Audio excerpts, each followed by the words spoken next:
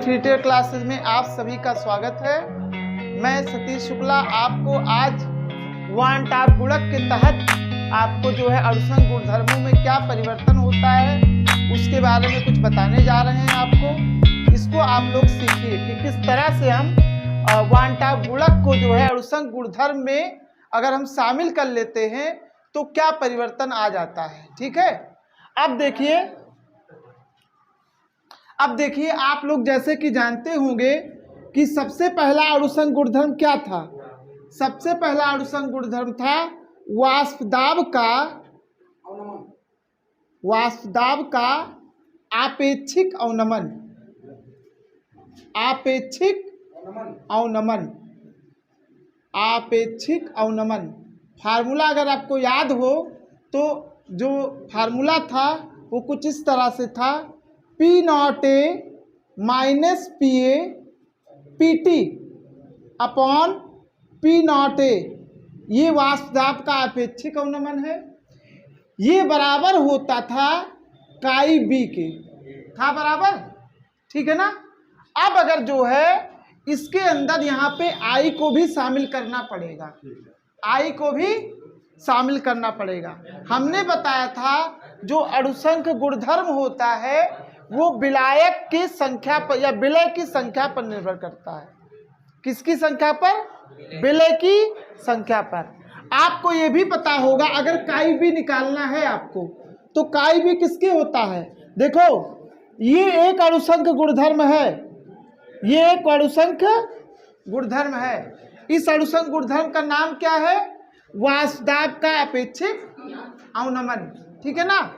अब इसमें अगर काई भी आपको निकालना है तो क्या लिखते हैं? NB बटा Na प्लस NB लिखते हैं। अगर तनु विलीन हो, यदि तनु विलीन हो, क्योंकि राउंड का जो नियम लगता है वह तनु विलीन के लिए लगता है, ठीक है।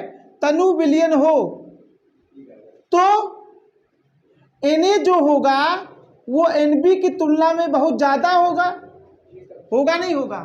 Na का मतलब विलायक के मोलों की संख्या जो होगी वो विलय के मोलों की संख्या से बहुत ज़्यादा होगी। इसलिए NB को नगण्य माना जाए, NB को Na की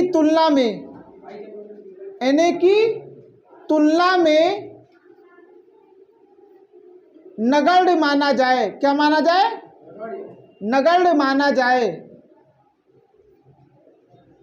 तो नगण्य माना जाएगा तो क्या हो जाएगा?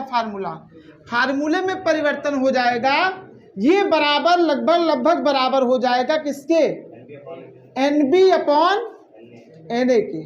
आप देख रहे होंगे कि अगर आपका Na कांस्टेंट है तो जो हमारा वाष्पदाब का अपेक्षिक अवनमन है वो किस पर निर्भर कर रहा है? विलय के मोलों की संख्या पर निर्भर कर रहा, नहीं कर रहा है, विलय के मोलों की संख्या पर निर्भर कर रहा है। ऊपर वाला देख लो, यानी इसके समानुपाती, यानी अणुसंघ इसके समानुपाती होता है, ठीक है। ये पहला हो गया। अब क्या करते हैं, इसको थोड़ा सा हमें क्या करना पड़ेगा? सबको I से गुणा करना पड़ेगा। सबको I से गुणा करना पड़ेगा। सबको I से गुणा करना पड़ेगा। बस खाली इतना परिवर्तन करना है, सबको I से क्या करना पड़ेगा? गुणा करना है, बस और कुछ नहीं करना है। सबको I से गुणा कर देना है। पहला तो ये हो गया, आप इसको लिखिए। फिर काई B को आप I से गुणा करिए, NB upon Na plus NB को I से गुणा करिए और ये लगभग बराबर हो जाता है इसके। तो आप चाहो तो ये बराबर इसके लिख सकते हैं। I की वैल्यू जो है, अगर विद्युत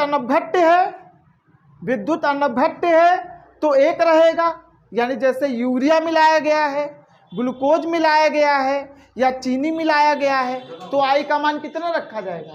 1 रखा जाएगा। और अगर कोई ऐसा आप विद्युत अपघट्य ले रहे हो जो आपका वियोजित हो रहा, टूट रहा हो, तो I का जो मान आएगा वो आएगा आपका 1 से ज़्यादा। क्या आएगा? क्योंकि वियोजित हो जाता है ना, अणुओं की संख्या यानी कि विलय के मोलों की संख्या पर निर्भर करता है। या उसको गिनना आता है कि कितने अणु हैं यहाँ पे।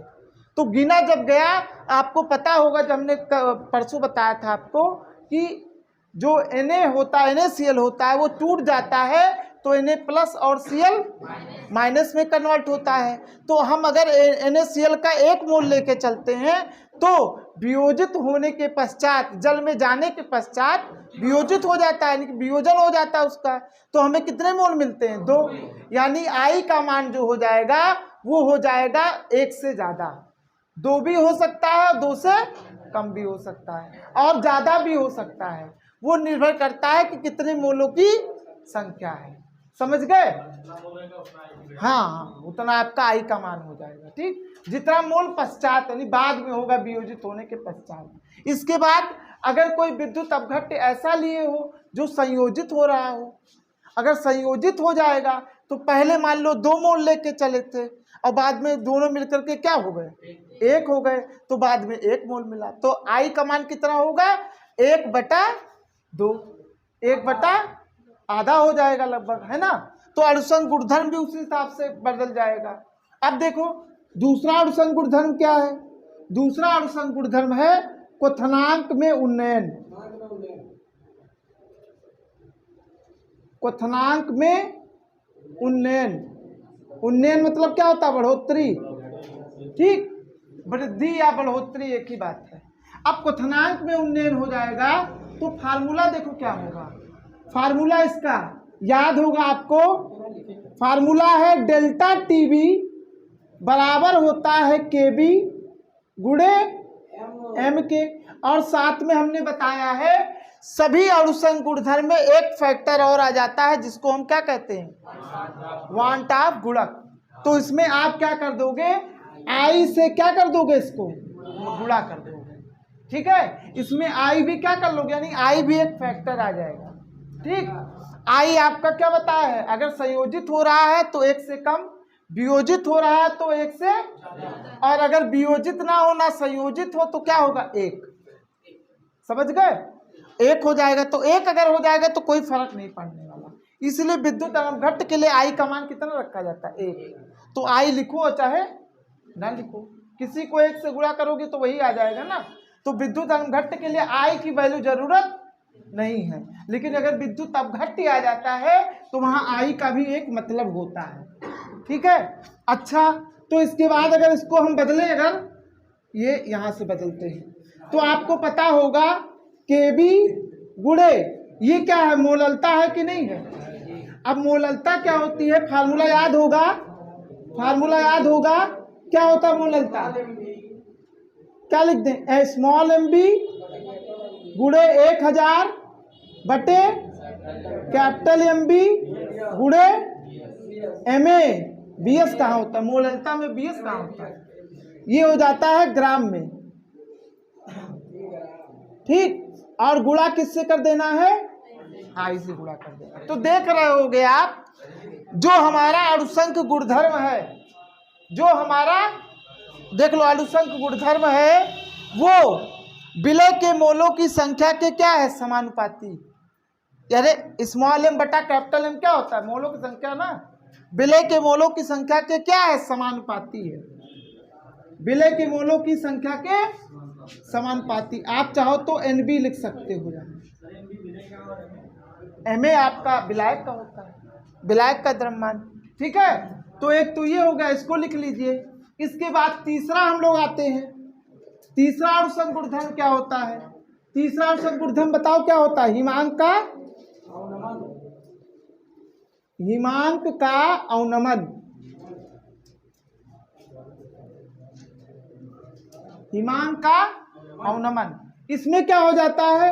डेल्टा TF बराबर होता है KF गुणे M, और इसको किससे गुणा करना है? I से। इसमें भी क्या हो जाता है? एक I फैक्टर जुड़ जाता है, वांट ऑफ गुणक भी गुणा हो जाता है। ठीक है, अब गुणा हो जाएगा तो फिर इसको लिखोगे तो KB गुणे स्मॉल MB गुणे 1000 बटा कैपिटल MB गुणे स्मॉल MA, और वो भी किस में होना चाहिए? ग्राम में। और इसको गुणा करो किससे, आई से। तो ये तीसरा हो गया। आई से खाली गुणा कर दिया, बाकी सब सेम है, कोई परिवर्तन नहीं हुआ है, बस केवल आई से क्या कर दिया गया है, गुणा। आप देख रहे होगे जो हमारा अणुसंग गुणधर्म है, जिसपे गोला लगा रहे हैं, या देखो यार, जिसपे गोला लगा रहे हैं, इस तरह से सर्कल बना दे रहे हैं, ये एक क्या है, अणुसंग गुणधर्म है। अणुसंग गुणधर्म जो होता है वो विलय के मोलों की संख्या के क्या होता है, समानुपाती। विलय के मोलों की संख्या के समानुपाती होता है, ठीक है। अच्छा, अगर चौथा देखें तो चौथा क्या होता है, परासरण दाब। परासरण दाब, और परासरण दाब का फार्मूला याद है, पाई इज इक्वल टू क्या होता था, MRT, और इसको किससे गुणा कर देना है, आई से। और m का मान लिख दोगे तो क्या देगा, स्मॉल mb गुणे 1000 बटे कैपिटल MB गुणे BS, और किसमें होना चाहिए, मिलीलीटर में, मिलीलीटर में, और R लिख दो और T लिख दो, और इसको किससे गुणा करना पड़ेगा, आई से गुणा करना पड़ेगा। तो सब जगह हमने केवल एक ही परिवर्तन किया है कि सबको किससे गुणा कर दिया है, सब जगह केवल आई से गुणा कर दिया है। इसको आई से गुणा करोगे तो हमारा जो मोटिव है वन टॉप फैक्टर का क्यों होता था ऐसा, देखो हमने क्या किया, मान लो क्या हो गया, विलय के मोलों की संख्या बढ़ गई। अगर मान लो वियोजन हो गया तो विलय के मोलों की संख्या, मान लो हमने 1 डाला था, कितना हो गया, 2 हो गया, तो 2 हो गया तो विलय के मोलों की संख्या बढ़ गई, तो मतलब अणुसंग गुणधर्म भी तो बढ़ जाएगा। और हम इसको कैलकुलेट करके, अगर आई को ना जोड़ा जाए, आई को अगर ना लिखा जाए, हम मान के चलते हमेशा आई कितना है, 1, हम आई को हमेशा कितना मान के चले, 1 मान के चले, तो क्या हो जाएगा, जब 1 मान के चले तो आई लिखो चाहे ना लिखो, ठीक। हमने 1 लिखा, हमने जब कैलकुलेट करके देखा तो इसका जो आ रहा था परासर दाब, मान लो परासर दाब आ रहा था 3, हम 1 मोल डाले थे, सुन लो इधर, हम 1 मोल डाले थे और हमें परासर दाब कितना मिल रहा था, 3 ATM हमें मिल रहा था। हमने कैलकुलेट करके देखा तो हमने कहा 3 ATM आ रहा है, लेकिन कोई एक बच्चा था जो एक्सपेरिमेंट कर रहा था, प्रयोग कर रहा था, तो वो कह रहा है कि आप गलत बोल रहे हो, आपने जब नमक डाला था तो आप जो है, आपके मोलों की संख्या तो 2 हो जानी चाहिए, क्यों, क्योंकि आप जो है 1 मोल डाले थे और वहां पे क्या हो गया, वियोजन हो गया, तो मोलों की संख्या कितनी हो गई, 2 हो गई। अब 2 के हिसाब से अणुसंग गुणधर्म भी क्या हो जाएगा, दुगना।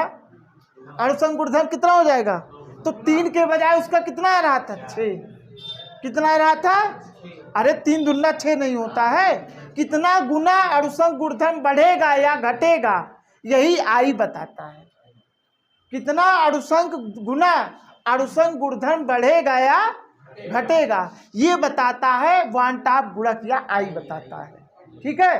अब अणुसंग गुणधर्म में परिवर्तन जो आता है वो आई की वजह से आता है, तो आई को भी यहाँ पे शामिल करना जरूरी है, इसको आप लोग नोट कर लीजिए, इसमें आई को मिला लीजिए, क्या है, केएफ में के, हाँ यहाँ पे के भी लिख दिया है, केएफ लिख लेना। हाँ देखिए, अणुसंग गुणधर्म जो होता है वो विलय के मोलों की संख्या के समानुपाती होता है।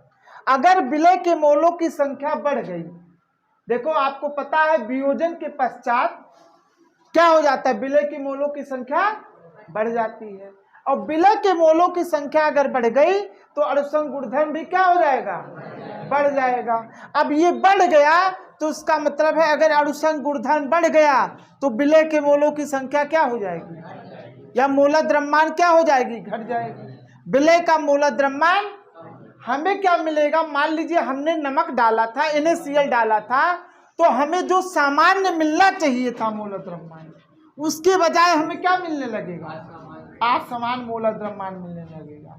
तो इसीलिए जो आई का मान होता है वो समान मोलर द्रव्यमान बटे असमान मोलर द्रव्यमान मिलने लगता है, ठीक है। समान मोलर द्रव्यमान क्या होना चाहिए, जो आपका एक्चुअल होता है, जैसे 58.5 अगर नमक का देखे तो, लेकिन असामान्य क्या होता है, उसका कम हो जाता है। अब कुछ भी कम हो सकता है। वो आई का मान इस बात पर निर्भर कर रहा है कि वहां वियोजन हो रहा है कि संयोजन हो रहा है। ठीक है, अगर वियोजन हो रहा है तो आई का मान यानी समान जो मूलक द्रव्यमान होगा वो ज्यादा होगा और असमान मूलक द्रव्यमान कम होगा। और अगर संयोजन हो रहा हो तो समान मूलक द्रव्यमान कम होता है और असमान मूलक द्रव्यमान बढ़ जाता है, डबल यानी दुगना लगभग हो जाता है, करीब करीब, अगर पूर्णता वियोजित हो रहा हो तो। इसी प्रकार आई का मान प्रेक्षित अणुसंग गुणधर्म, मतलब प्रेक्षित का मतलब होता है कि जो एक्सपेरिमेंट करके किया गया हो, ऑब्जर्व जिसको बोलते हैं। ठीक है, ऑब्जर्व जो अणुसंग गुणधर्म होता है वो आपका सही चीज होता है, और जो हमारा परिकलित होता है जब हम गणना करके निकाले तो वो हमारा गलत आ जाता है। ठीक है, तो आई क्या करता है, सब में आपको क्या करना पड़ता है, सब अणुसंग गुणधर्मों में आई से क्या करना पड़ता है, गुणा। ठीक है, आई से गुणा करेंगे तो हमारा जो उत्तर आएगा वो हमेशा सही बैठ जाएगा। हमारा ना मूलक द्रव्यमान कभी गलत होगा और ना ही विलय के मोलों की संख्या कभी गलत होगी। ठीक है ना, चलो इस पे एक हम लोग प्रश्न करते हैं, इसके बाद आपको फिर आगे इसको फिर जो है पढ़ा जाएगा। ठीक है, तो प्रश्न ये है, लिखिए आप लोग, प्रश्न ये है, लिखिए, यदि जल का परासरण दाब, यदि जल का परासरण दाब 27 डिग्री सेल्सियस पर, यदि जल का परासरण दाब 27 डिग्री सेल्सियस पर, 27 डिग्री सेल्सियस पर 0.75 एटीएम हो, 0.75 एटीएम हो, तो 2.5 लीटर जल में घुले, 2.5 लीटर जल में घुले, जल लिखो चाहे बिलियन लिखो, यहां पे जल में घुले CaCl2, आई का मान दिया है, ब्रैकेट में लिख दीजिएगा, आई का मान 2.47, 2.47 ब्रैकेट बंद कर दो, की मात्रा परिकलित कीजिए, की मात्रा परिकलित कीजिए।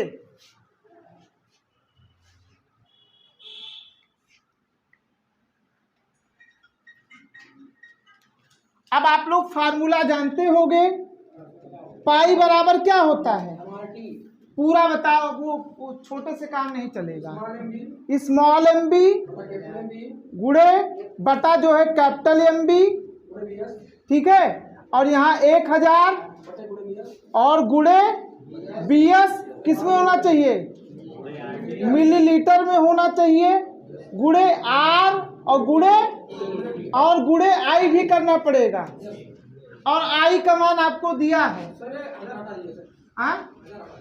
क्या अदर हटा दें, ऊपर हटा देते हैं। अब देखो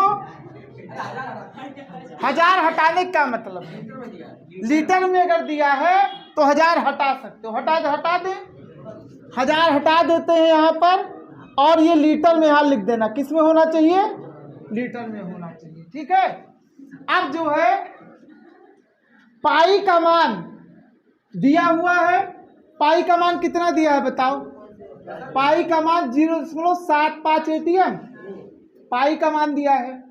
ठीक, स्मॉल एम निकालना है, स्मॉल एम बी ये आपको निकालना है, कैपिटल एम बी कितना होगा, कैपिटल एम बी निकाल लिया जाए। चलो CaCl2 का कैपिटल एम बी कितना होगा, Ca का कितना होता है 40 प्लस क्लोरीन का कितना होता है 35.5 गुणे 2, तो 40 और प्लस 71 कितना आ जाएगा 111 आ जाएगा। ये आपका कैपिटल एम बी दिया है, आई का मान इतना दिया है, आई यहाँ से हटा करके हम यहाँ लिख देते हैं, आई का मान कितना दिया है, ये आपका सही है, ठीक है ना। हाँ करीब कर सकते हो, लेकिन ठीक है, कोई दिक्कत नहीं है। अरे कोई दिक्कत नहीं है, ठीक है। आई का मान दिया है। अच्छा बिलियन का आयतन कितना दिया है? 2.5 लीटर लगभग लिख दें, 2.5 लीटर, ठीक है। लीटर में हो तो 1000 से गुणा नहीं करते हैं, जान लो, ठीक। इसके बाद आप सब मान पुट कर दो। आर का मान कितना होता है? 0.0821 है ना। एटीएम लीटर प्रति मोल केल्विन। अच्छा तापमान कितना दिया है? 27 डिग्री सेल्सियस को केल्विन में करो तो कितना आएगा? 300 आएगा, नहीं आएगा? तो 300 केल्विन कर लो। अब आप क्या करो, इन सबको इधर ले आओ, इन सबको इधर ले आओ, तो क्या हो जाएगा देखो। पहले पाई का मान 0.75 बराबर, कैपिटल एम बी नहीं दिया, स्मॉल एम बी नहीं दिया, ये निकालना है आपको, बटा कैपिटल एम बी कितना है? 111 है, गुणे बी एस कितना है? 2.5, गुणे आर कितना है? आर कितना है? 0.82, गुणे तापमान कितना है? और आई कितना है? 2.4। इसी को हल कर लीजिए और कैपिटल स्मॉल एम बी निकाल लीजिए। आपको क्या करना पड़ेगा, स्मॉल एम बी को एक तरफ कर दो, ये वाला इधर आएगा तो गुणा हो जाएगा और ये सब भाग हो जाएंगे। तो आपको क्या करना है, 111 गुणे 2.5 गुणे 0.75 बटा, ये सब नीचे कर लो, 0.0821 गुणे 300 गुणे 2.47। इसको कर लीजिए, जो भी आएगा उत्तर आपका किस में आएगा? ग्राम में।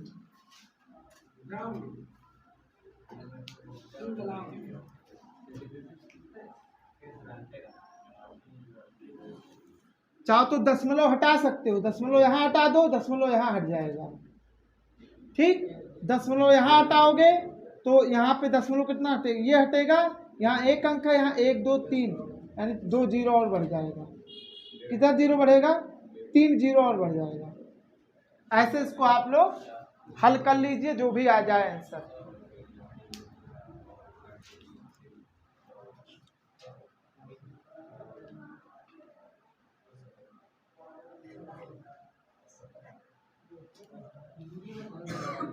देखो 1 2 3 4 जीरो था ना, 4 था, और वहाँ ऊपर एक ही था, तो 3 जीरो बढ़ेगा नहीं। अब 75 करना, 75 और 75 दुना, वो 75 चौका कितना होता? 300, और यानी 4000 नीचे हुआ। अब इसको 25 से कर लो, चाहे 25 से करो तो 25 से करना, और 25 16 400, 160 आ जाएगा।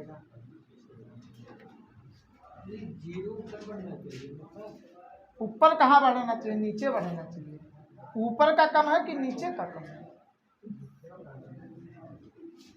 हाँ जी सही बात कही, सही कर लेना इसको, है ऊपर बढ़ना चाहिए, इसको सही कर लेना बस। हाँ कर सकते हैं, इसको सही कर लेना, जो भी गुणा भाग करना होगा कर लीजिएगा। आंसर आप लोग ले आइए। हाँ कितना आया है पूरा आंसर? एमबी कितना आया है? 3.42 ग्राम। देखिए आंसर आता है कि नहीं। इसको बंद कर दो। अगला सवाल है, देखो इसका उत्तर जो आएगा 3.42 ग्राम आएगा, ठीक है ना। दूसरा लिखिए, 2 लीटर बिलियन में 2 लीटर बिलियन में, अगला सवाल है 2 लीटर बिलियन में 25 डिग्री सेल्सियस पर 25 डिग्री सेल्सियस पर K2SO4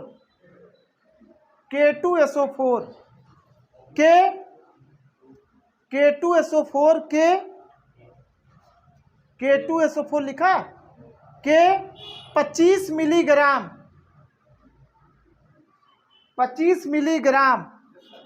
लिखा, 25 मिलीग्राम को घोलने पर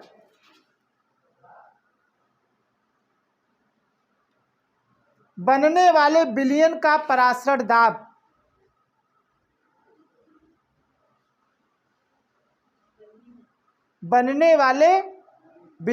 परासरण दाब यह मानते हुए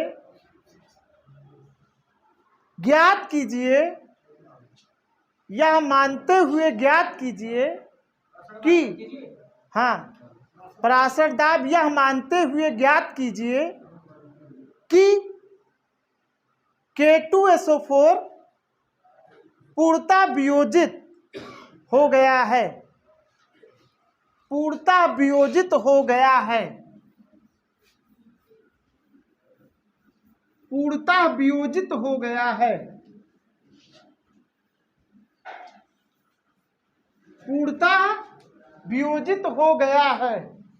अब देखो, अगर K2SO4 पूर्णतः वियोजित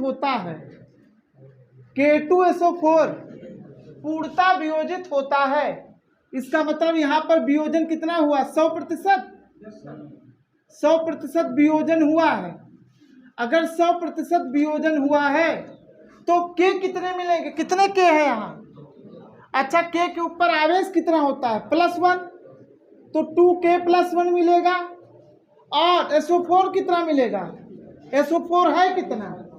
एक है ना? अरे SO4 एक ही तो है, SO4 एक ही तो दिख रहा है। K कितने हैं और SO4 कितना है? तो एक SO4 मिल जाएगा। ठीक, SO4 2- लिखा जाता है। अब देखो, जब हम लोगों ने वियोजन नहीं हुआ था तो कितने मोल थे? कितने थे मोल? 1 मोल थे। और वियोजन हो गया, अगर पूर्णतः वियोजन हो गया तो K के कितने मोल मिले? 2 मोल K के मिले और 1 मोल किसका मिला? SO4 का। टोटल मोल कितना मिला? और पहले कितना मोल था? I का मान अगर निकाला जाए तो टोटल कितने मोल है? 3 मोल है। टोटल 2 और 1 3, यानी 3 मोल ऊपर हो गए। और पहले कितने मोल थे? 1 मोल था। अब इसको काट कूट दो तो कितना आ जाएगा? 3/1। और 3/1 को क्या लिख सकते हो? 3। अब अगर K2SO4 पूर्णतः वियोजित हुआ है तो कितना I का मान कितना आएगा? 3। तो I का मान आप लोग कितना रखोगे? अब 3 I का मान रखोगे।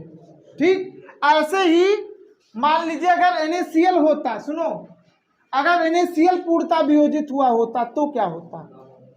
NaCl अगर 100% वियोजन हुआ होता इसका, तो वियोजन हो जाता तो Na कितने हैं? Na प्लस और Cl, तो 1 मोल इसका 1 मोल इसका। और यहाँ कितने मोल थे? 1 मोल थे। और कितने मोल मिले? 2 मोल मिल गए। एक मोल है, 1 मोल है। ठीक, तो I का मान कितना आ जाएगा? 2 आ जाएगा। ठीक है, I का मान इसमें कितना आया है? 3। ठीक, तो इस तरह से हम लोग I का मान कैलकुलेट कर लेते हैं। ठीक, NaCl के केस में 2 आएगा अगर पूर्णतः वियोजन हो रहा है तो। ज्यादातर आप में यही चांस है कि पूर्णतः वियोजन वाला ही केस आएगा। पूर्णतः वियोजन होगा तो इसको इस तरह से तोड़ लीजिएगा। K के ऊपर प्लस ही तो होता है। और कितने होते हैं K? 2 K है ना, तो इसलिए आगे 2 लिख दिया है। ठीक, SO4 कितना? 1 ही है तो 1 आगे लिख दिया है। SO4 के ऊपर 2 माइनस का आवेश लिख दिया है। ठीक, ये हो गया। इसके बाद I का मान निकाला तो देखो, जब इसका वियोजन हो गया तो उसके पश्चात कितने मोल मिले? 3 मोल मिले ना। और वियोजन से पहले कितने मोल थे? तो 3 बटा, ये 3 इसका ले लिया, 2 और 1 बटा 1। तो I का मान कितना है? 3/1 को 3 नहीं लिख सकते, तो I का मान कितना आया? 3। अच्छा ये बताओ, स्मॉल mb कितना दिया है? 25 मिलीग्राम। 25 मिलीग्राम को अगर ग्राम में चेंज करना हो तो लिख सकते हो 25 × 10 के घात -3 ग्राम। 25 मिलीग्राम को ग्राम में बदलना हो तो आप 10 की घात -3 लिख दो। ठीक है। और क्या है, आप कैपिटल एमबी निकाल लो K2SO4 का। कैपिटल एमबी निकालो। कैपिटल एमबी कितना आएगा, के का कितना होता है 39 गुणे 2 प्लस सल्फर का कितना होता है 32 प्लस ऑक्सीजन का कितना होता है 16 गुणे 4, तो 39 दूना 78 प्लस 32 प्लस 64, 78 और 32 कितना होता है 110, 110 ही तो होगा। 110 प्लस 64 यानी हो गया 174। ठीक, 174 ग्राम प्रति मोल। ठीक, अब इसके बाद अब आपको क्या निकालना है, बिलियन का आयतन कितना दिया है 2 लीटर, 2 लीटर, 2 लीटर दिया है। अब आप पाई का मान निकालो। पाई बराबर कितना होता है, स्मॉल एम बी गुणे 1000 लिखने जरूरत है नहीं, कैपिटल एम बी गुणे BS किसमें इन लीटर गुणे R और गुणे T। T का मान कितना है, तापमान कितना है 25 डिग्री सेल्सियस को करोगे 273 ऐड करोगे तो कितना आ जाएगा 298 केल्विन। तो 298 केल्विन तापमान आ गया। ठीक है, और R का मान वही रख देना ATM वाला। ठीक, तो पाई बराबर स्मॉल एम बी कितना है 25 गुणे 10 के घात -3 बटे एम बी कितना है 174।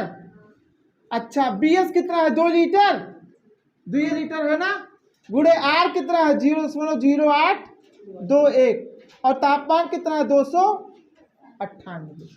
अब इसी को हल कर लो, बस आंसर आ जाएगा।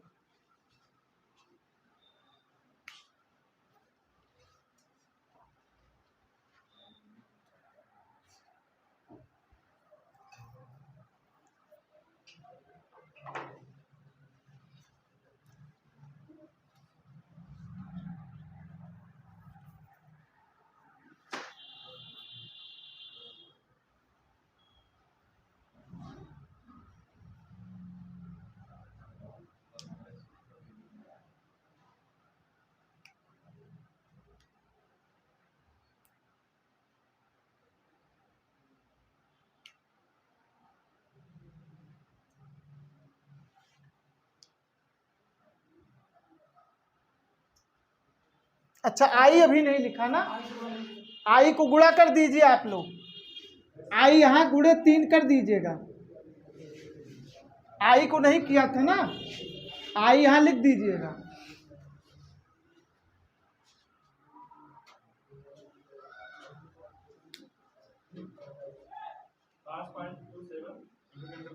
थ्री से गुणा भी कर दीजिएगा। हाँ हाँ, कितना रहा पराशरदार 0.27 -3 ATM।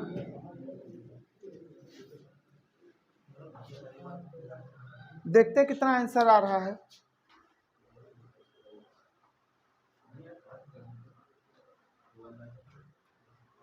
हाँ सही, सही है, सही। 5.27 गुणे 10 के घात -3 ATM आएगा आंसर। देखो हमने यहाँ पे आई लगा दिया है। आई का मान कितना रखना आपको 3। ठीक है, आई लिखने के बाद जब आप इसका पूरा मान निकालोगे तो आएगा आंसर 5.27 गुणे 10 के घात -3 ATM। ठीक है ना, इतना ATM आंसर आएगा। ठीक, देखो अब ये आपका वन टाप गुणक का जो टॉपिक होता है वो समाप्त होता है। अब जो है हम लोगों को पढ़ना है आदर्श विलयन और अनादर्श विलयन को पढ़ना है। इसके बाद हम लोग पढ़ेंगे हेनरी का नियम। बस इसके बाद हम लोग का चैप्टर समाप्त हो जाएगा। ठीक है, अब जो है बस इतना ही आज के लिए। धन्यवाद।